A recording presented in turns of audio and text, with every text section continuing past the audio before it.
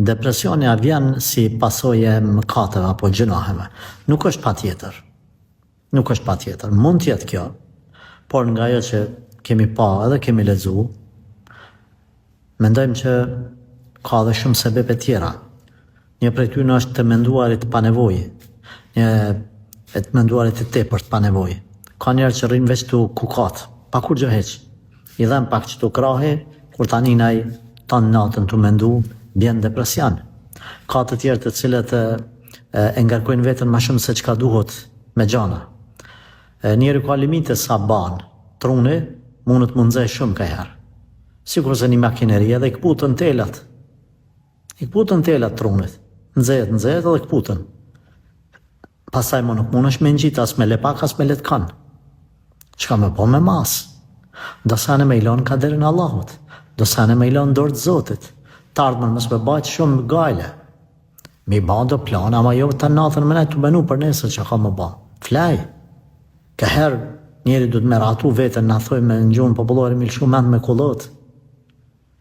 Shoj ka herë, ban, lëshu rafsh.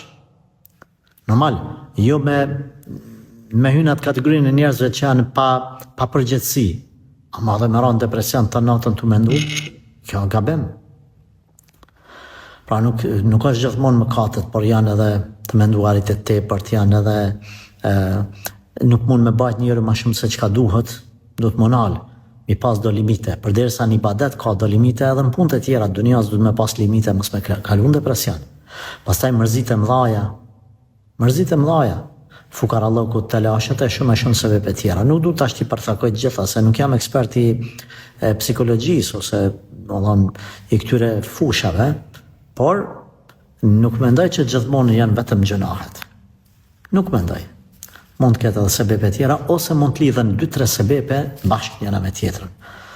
Runu për kësaj, smundje të ndërmu vëllezër dhe motra, se kemi pa njerëz praktikisht, subhanallah, që mendo të ranë stres, kanë kalu vallahi, kanë kalu në problem të madh edhe s'kemi mujt mas me këshillat tona, kemi provu me ba asgjë me ta. Allah na përmirësoft.